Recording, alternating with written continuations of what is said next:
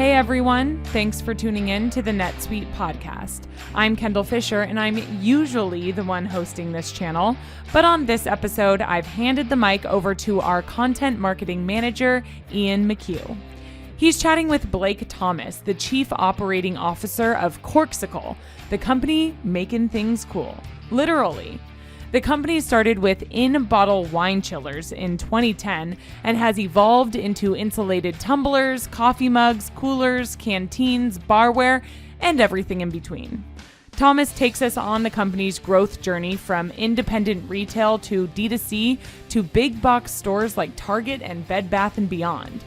He'll then talk about what it really takes to be successful as an omnichannel business like this and how NetSuite helped the business get there, especially with its recent addition of SweetCommerce for their B2B business, so wholesale retailers can purchase directly from Corkcicle at their leisure. Thomas will also discuss how NetSuite helps the company to operate lean and avoid IT headcount, while simultaneously helping them to make data-driven decisions around things like inventory and demand planning, which became critical as their D2C business increased amid the pandemic, and they needed to reallocate resources to support it. Clearly, there's a lot to come, so don't go anywhere. You're listening to the NetSuite Podcast, where we discuss what's happening within NetSuite, why we're doing it, and where we're heading in the future. We'll dive into the details about the software and the people at NetSuite who are behind all the moving parts. We'll also feature customer growth stories, discussing the ups and downs of running a company and how one integrated system can help your business continue to scale. Hey Blake, thanks for joining us today. Thanks for having me, Ian. Yeah, happy to have you here and learn some more about Corkcicle today, a little bit about the company and your journey with NetSuite. So we kind of gave a brief overview of Corkcicle in the intro to this podcast. Could you just tell me in your own words about how the company started, what the brand is, and what you guys do today? Well, it started about 10 years ago. I had a friend that invented a product that was a very novel product. It was the first in-bottle wine chiller sold on the market. Him and two other individuals launched the product. They then brought me on a little bit, probably 2-3 months after they got started. And then we really just started churning away. You know, it was a really hot product. We were lucky enough to be in Oprah's favorite thing early. And it really showed us that functionality with a cool design was a great product to have. And it allowed us to expand over and over. And we seem to have done it right for a little while, and we're still kicking 10 years later. And I have to ask now, how did you end up on Oprah's list? Was it just pure luck, or was there some sort of story to it? Well, the funny story is that we were doing a trade show in New York called New York Now, and we were really young in the game, and we thought you just walked up to Harpo Productions with the Corkcicle in hand and say, hey, check this out. That's not exactly how it works. We had a PR partner that was doing some stuff and had our product, and Oprah's team saw it. It started to get some traction. There's radio silence. You really don't know what's going on, but eventually it came through. It was in our second year, I believe, and it really took off. And it actually allowed us to create a good relationship with Oprah, and we've been lucky enough to been selected quite a few times. Yeah, that's awesome. And like you mentioned at the beginning there, you started with just this one product, the in-bottle wine chiller. Obviously now you have a really wide variety of items beyond that. How did you kind of build off that first product, and what's your process like for developing and figuring out when you're going to add a new item to your catalog? So, you know, our product development is interesting because it started with the original Corkcicle, which we felt there were some fairly easy transitions. There was a transition to beer that we thought was pretty easy. And that led us to develop the what we call now the beer chiller. But the we talk about it from a tree standpoint. There's these ideas that we have about where we can go with a product. We're always thinking about the functionality of it, but also elevated design. But we're also not going to make a leap that would confuse one of our customers about how Corkcicle's doing that. So if you look at our product expansion, we've gone from wine to beer to then taking wine out with you to keep it cold, then to water bottles, then to barware, then to coolers. You know, you can see this evolution. The funny part is we actually now even have an ice bucket that we were so opposed to ice buckets when we started with the Corkcicle. But the natural evolution of our product really led us to just these different, you know, tabletop and houseware items that really fit into the image that we try to project. Yeah, I definitely see how you can kind of make that transition. And when you're thinking about adding new products, is there market research? Is there other data you look at to figure out if this is the right fit, or is it a little less maybe scientific than that? The markets that we're in are so large, we know that there's space. And anytime that you're developing a cool product, pun intended, that has awesome design, awesome patterns, awesome colors, but is functionally fantastic, we figure we're going to play pretty decently in those markets. And could you give us a little bit of a sense of your breakdown of where you sell and maybe how important each is to the business, different channels? So when we started 10 years ago, our market was solely independent retail. So we would go to the Atlanta gift show, the Dallas gift show, New York Now, where these independent retailers, mom and pop retail stores, would come to these shows and they would see hundreds of different vendors, different products, new products. And that was 100% our market. We had to Corkcicle.com, but our focus was on the independent retailers. And as we grew, naturally, direct-to-consumer grew. We have a very good international business. We have a great promotional business.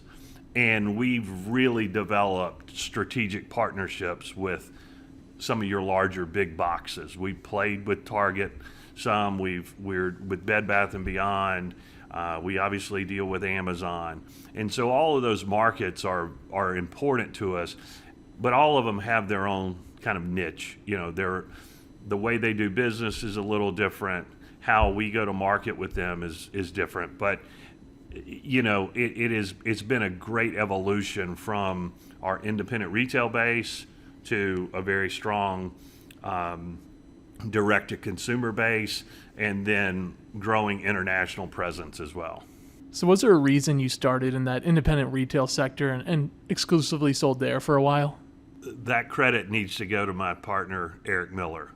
He had knowledge of the independent gift channel, and at that time, a lot of people were talking such and such.com, it was a straight e-com business play, and it was really just a way to sometimes just sell a product out of a garage and do it. We were really focused on building a brand, not just developing revenue, and he knew that market fairly well. We went to Atlanta, set up a small table like we're sitting at right now, and started taking handwritten orders.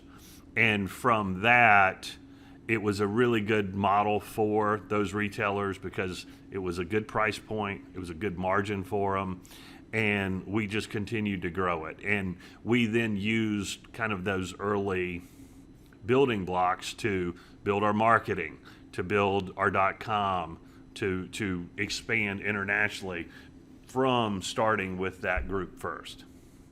Yeah, it's definitely interesting because, like you said, it's become so common to start with the direct-to-consumer and then, you know, maybe move into wholesale from there. So it's interesting to see kind of the opposite of that. But you mentioned direct-to-consumer's obviously grown since you guys started it. Did it grow a lot more after the pandemic started, and obviously e-commerce, as a whole took off? Did you guys feel that impact? Did something happen over the last 18 months? Yes, we certainly did. We had a good, solid, and strong .com presence before March. What we saw during that time was almost a complete stoppage of retail shipments and a tremendous pickup of what we consider DTC business, our .com sales. And that led to us really having to reposition our business in a much faster process than what we expected to.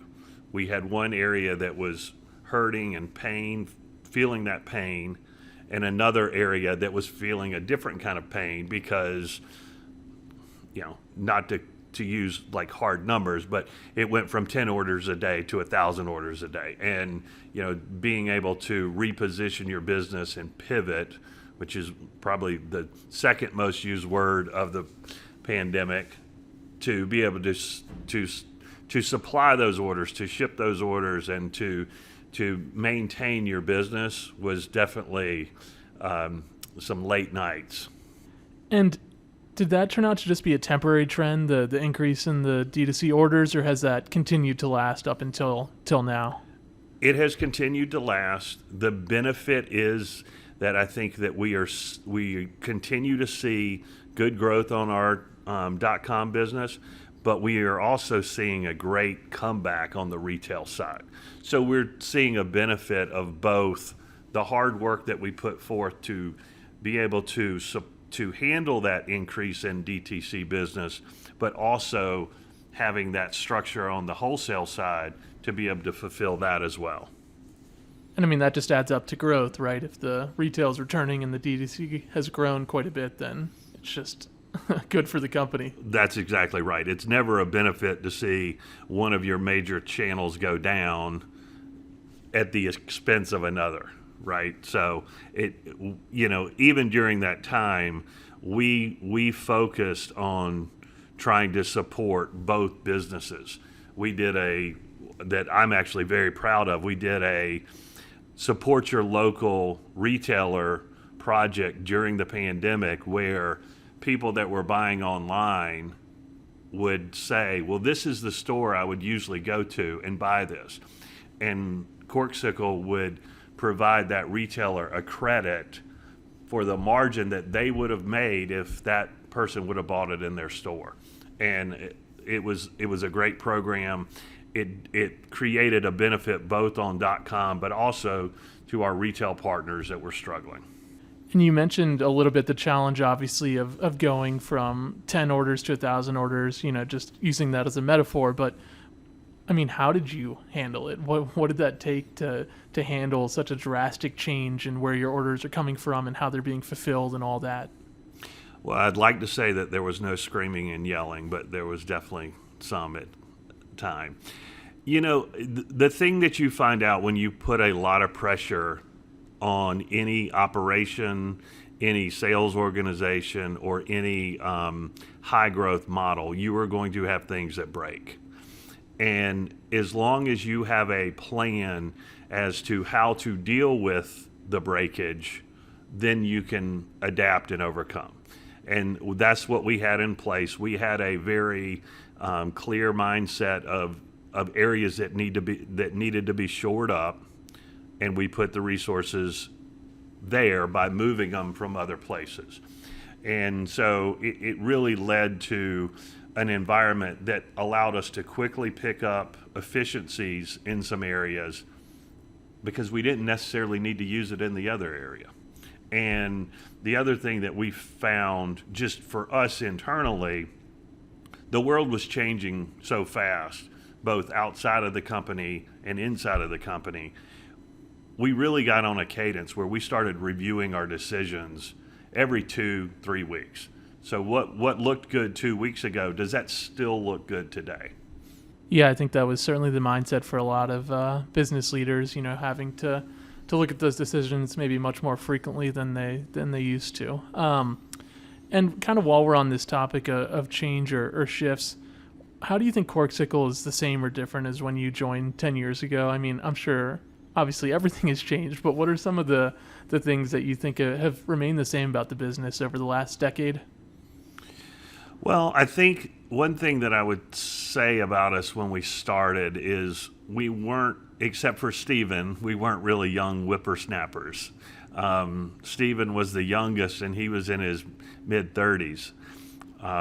But we went to the mentality that, yes, we're going to work hard. We're going to put forth all the effort that we need to build and grow this company. But we also have lives. We have families and, kids' soccer games and baseball and, even trying to get away to play golf or something. We're going to keep doing that. And as we got bigger, we really spoke to anyone that was interested in coming to work for us about that culture. And this is how we want to be, and this is how we're going to live. And I think that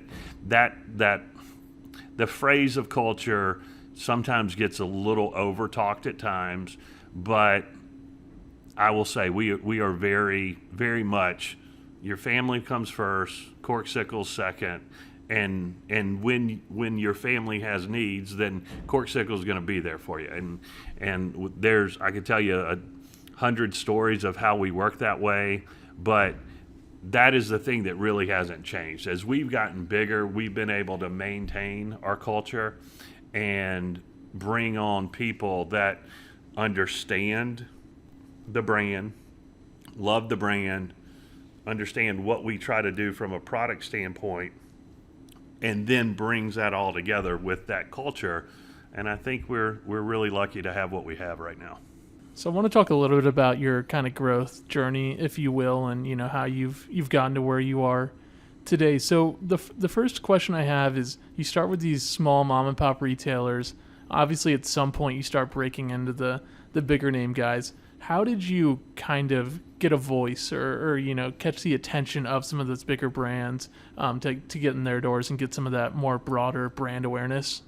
So from our standpoint, it really became building a brand, not just developing cool products. You have to do both, but without a brand, a Target, a big box, these national retailers, they don't want a one and done. And so you build a good brand, you develop great products, you tell a great story, and that's where that interest comes from. As you start to get bigger, you partner with different sales agencies, or you've hired a new salesperson that has experience in that area.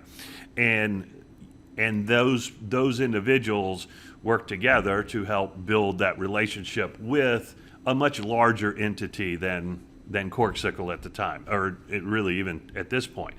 And then those people understand what Corkcicle is, and they have to, sometimes hold their ground to say, hey, here's what we are. You're asking for XYZ, Mr. National Retailer. We can't give you XYZ. We're not that big. But we can give you A, B, C, and D, and we think it'll do really, really well by you. And so from that, being honest on both sides of the table, building that relationship, executing when you tell them that you're going to execute, brings that repetitive business. And what were some of the struggles or obstacles, challenges, whatever you want to call them, as you started to really take off? As you start working with some bigger guys and obviously handling more orders, what were some of the early challenges there? I thought we were only going like 40 minutes. I got 4 hours. No, I think everything. It is when I say everything is a challenge, that's not a bad way to talk. You just have to realize that sometimes you need to step back and stop throwing spaghetti at the wall. Bring in talent, bring in people that have operated and lived and sold in this environment, and use them to bring that knowledge and use that expertise. So like any small company, we had cash troubles. There were certain items that we thought were going to be rocket ships that we ended up, with 4 containers worth that we still don't have, but it took a really tough time to get through some of those challenges. But we also had great challenges of items that we couldn't keep on the shelf. And, those are situations where we take pride in the business and we take chances, and sometimes we don't take a paycheck. Those are the things that you do to help grow a business and fight through some tough times, understanding that the long run vision is going to play out. Does your business have trouble managing inventory, projects, or even getting paid on time? Don't let spreadsheets and QuickBooks hold you back. If you want to get your business to a better place, take action now and make the move to NetSuite. Stop paying for multiple systems that don't give you the information you need when you need it. Ditch the spreadsheets and all the old software you've outgrown. Now is the time to upgrade to NetSuite by Oracle, the world's #1 cloud business system. NetSuite gives you visibility and control over your financials, HR, inventory, e-commerce, and more. Everything you need, all in one place, instantaneously. Whether you're doing $1 million or hundreds of millions in revenue, save time and money with NetSuite. Join the over 24,000 companies using NetSuite right now. Let NetSuite show you how they'll benefit your business with a free product tour at netsuite.com/business. Schedule your free product tour right now at netsuite.com/business. netsuite.com/business. Some of the things you mentioned there, I think, are related to inventory, right? Whether it either sitting too long or the opposite, moving too quickly. But could you talk about any of the specific inventory-related challenges you had, whether it was tracking or just ordering the right amount of stock, keeping the right amount? What were some of the biggest issues there? What's funny is when we first started, we had 1 SKU, and it was very easy to manage. We could pretty much buy as much as we want, put it on the shelf, ship it out when people needed it. As we continued to grow, it was tough to, one, learn the life cycle of a product.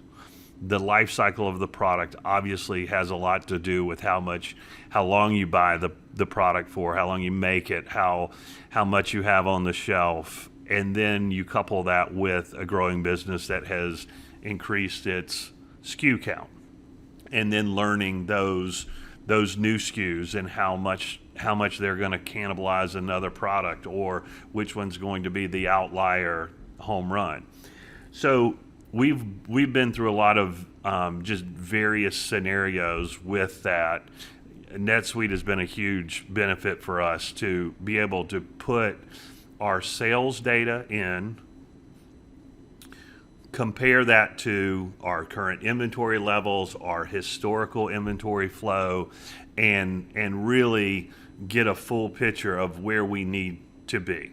There's certain situations that it's tough to catch that shooting star if it's really moving, but it's a lot easier to deal with that shooting star knowing that your 90 other new SKUs are in a good position. And those are the things that we get out of NetSuite, because we're able to utilize the system not only as a sales order entry system and a customer management system, but also it dictates our demand, it dictates our inventory flow and our purchasing. So you mentioned NetSuite there, and I think we can kind of jump into that side of things. But before NetSuite, what kind of systems were you using? Where were they maybe limiting you or holding you back? We started with pen and paper. We ended up going to, I don't even remember what it was called, 3D Cart, I think. And then we transitioned to a system called OrderBot, which was really designed for the gift world. And we were running accounting on QuickBooks. Things were, from an operating standpoint, they were very simple. From a business standpoint, we knew nothing. We didn't know what inventory we had. We didn't know how much we were selling. We just knew that there was this book of orders that we had, and they needed to go to these customers. And really, when we started looking, That was kind of the main thing. We wanted something that everything could live together, from orders to inventory to our GL. And so when you were kind of missing all that information you needed, do you think that just makes it really hard to make those decisions around inventory and what should we be pushing, what should we be pulling back, all that stuff? It really does. It prevents you from seeing patterns.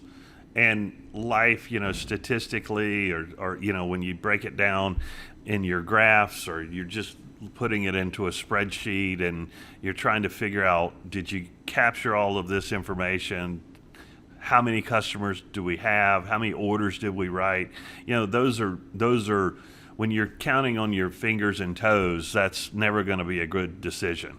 And that is really, we knew we were running blind a bit, and we needed to shore up that system. So it's time for a new system, but why NetSuite? What pulled you that direction? What maybe stood out about it and made you think this is the right system for Corkcicle? Some high-level things right away. We definitely wanted a cloud-based system. Some other competitors were starting to dabble in it a little bit. NetSuite really was running hard on that as a platform. We wanted to be able to work anywhere. We didn't want to hire someone to run a server room or anything to that nature. We were running very lean, trying to be as efficient as we could. And as we looked at some of the competitors, a lot of them were truthfully old school, is what I would call it. I came from a distribution background, and that's what it reminded me of. Where NetSuite was more, hey, go work on the beach if you want to. You can go anywhere. But from our standpoint, what was great about it is you could go to our shows, set up, and conduct business right then and there. So you had a need to be remote because of the trade shows and all the traveling? That's right. And it hit all of the key points that we were looking at. Inventory control was fantastic.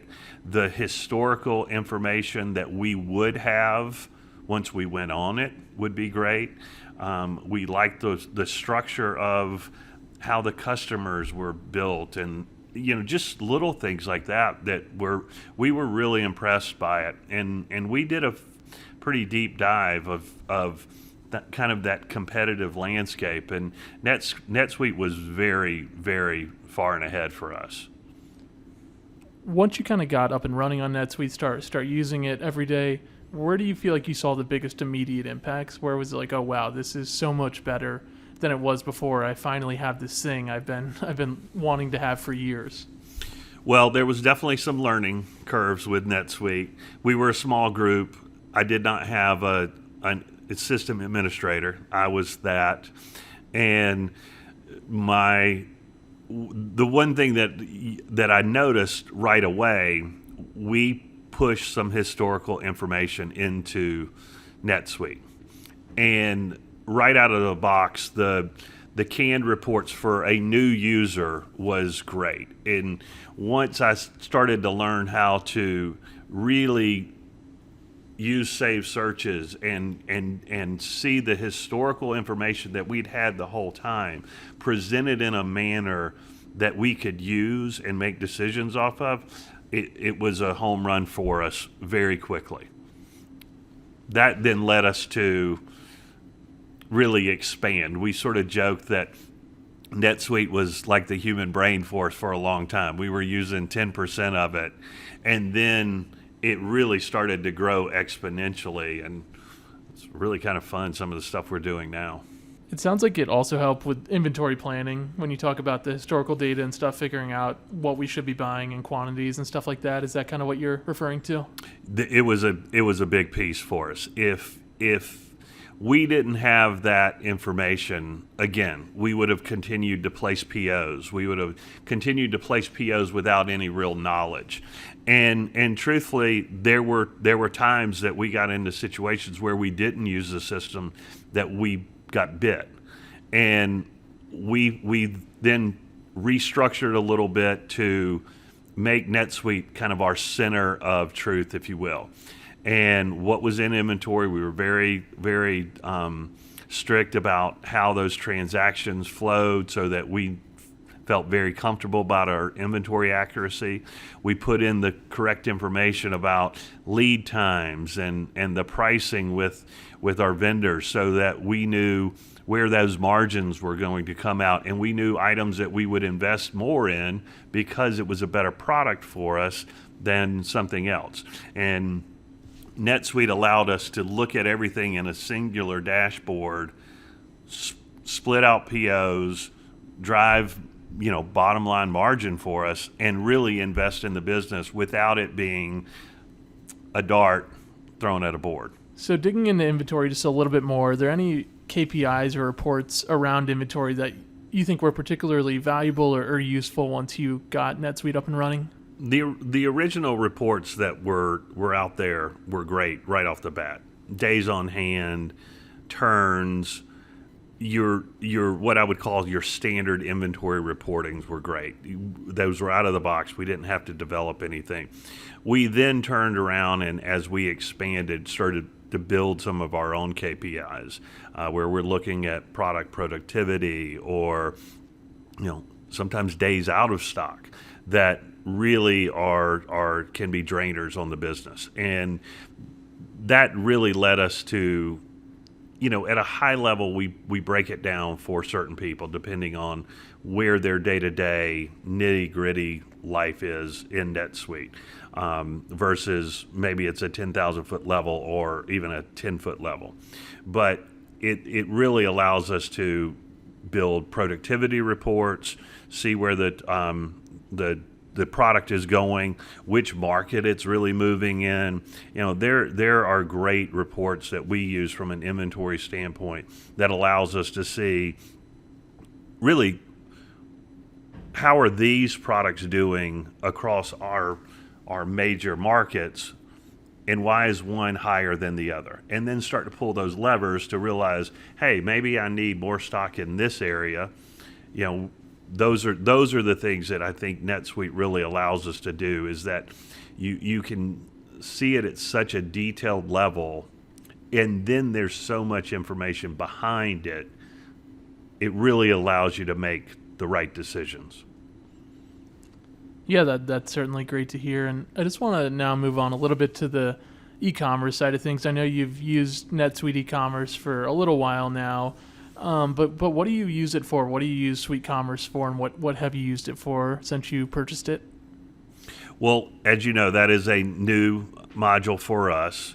We are in the process of lighting it up for our B2B business. So what we use it for is allowing our field reps to engage with our customers out there, to see their account, their order history, if they have back orders, their statements, whatnot.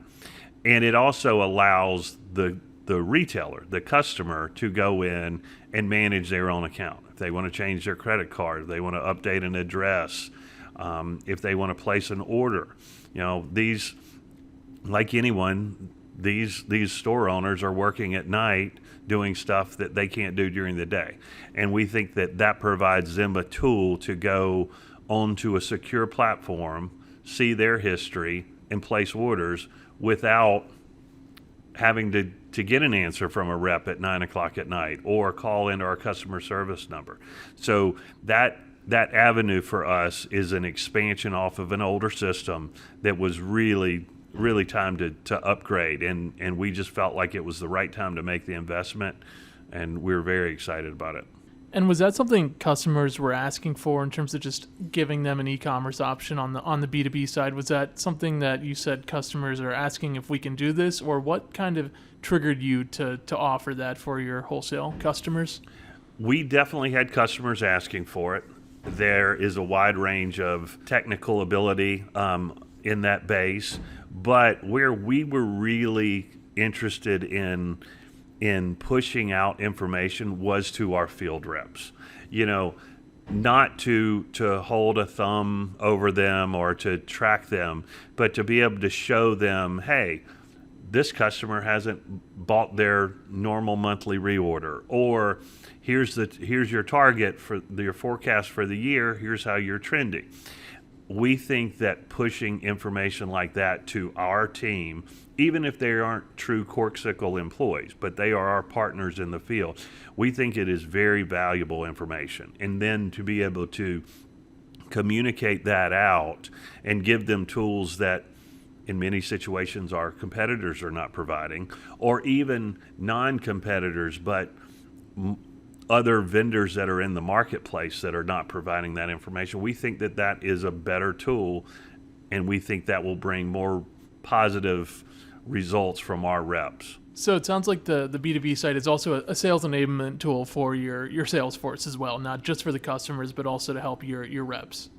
Absolutely. You know, it's been said a billion times that knowledge is power, but truthfully, that is what we're trying to give them. So when you went looking for an e-commerce solution, was there something that stood out about SweetCommerce? Were there other solutions you looked at as you kind of evaluated this? And if so, maybe why SweetCommerce over some of those other options? Well, we really felt like it was the best fit for us without any comparison, truthfully. And that was because they're both native NetSuite environments. Our customers, our transactions, our inventory, our payments, our our entire ecosystem lives in NetSuite. It's our spine. Everyone's in it all day long, and we felt like SweetCommerce connected to our NetSuite environment just provided the best solution, hands down. Could you explain any more why that's such an advantage to have an e-commerce system that's natively integrated and automatically tied to all those things you just mentioned? Well, I think it's interesting that you use the word integration there, because I don't feel that there is one. And I think that is, while there are a lot of positive aspects of using the integrations that we use, whether it's SPS or Boomi or Soligo, we use all of those. But just being able to take that wall down and knowing that the data that our rep or our customer is seeing is exactly the same at that millisecond that our customer service person sitting in Orlando is looking at, is an unbelievable benefit. And just bringing it back to Corkcicle as a company, what does the future look like, you think, for Corkcicle? What do you guys have planned, and maybe what role might NetSuite play in helping that all happen?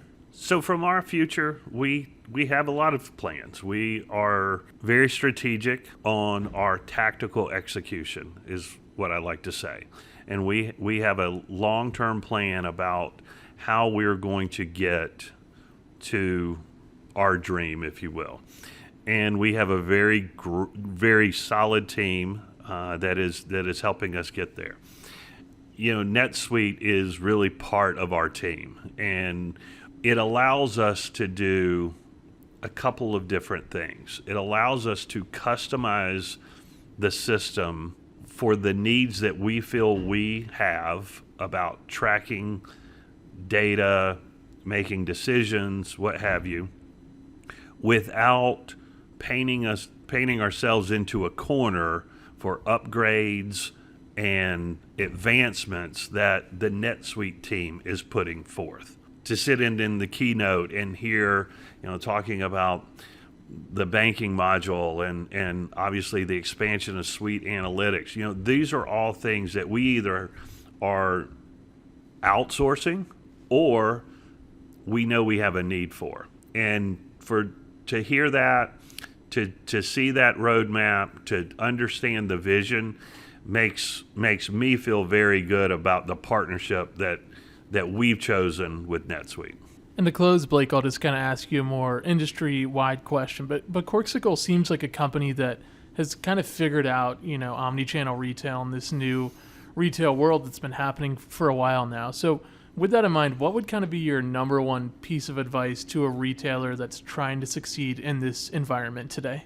I think the answer is you have to understand the differences between each channel, and your decisions about those channels are hopefully educated on those differences. but understanding that any decision that you make is really leading to a win-win for both Corkcicle and a retailer in that certain channel. And understanding that there's going to be growth in different arenas and different products and platforms, and understanding that we're going to be the best that we can be for those people, but they're going to be great in their own, and they can all play great in the sandbox and continue to grow. Yeah, I think that's great advice and a good way to close it out. So thank you so much for your time, and really appreciate you joining us today. Thanks. It was great. Thank you to Blake Thomas from Corkcicle for joining us, and to Ian McCue for hosting this episode. Great job, Ian. I also want to shout out to our editing crew over at Lampstand, and of course all of you for tuning in. As always, don't forget to rate, review, and subscribe. And if you want to learn more about how Corkcicle has grown with NetSuite, check out the link in the description of this episode. Bye. You just listened to the NetSuite Podcast. Be sure to tune in every week with more NetSuite developments, stories, and insights into the benefits of one integrated system to help you run your business.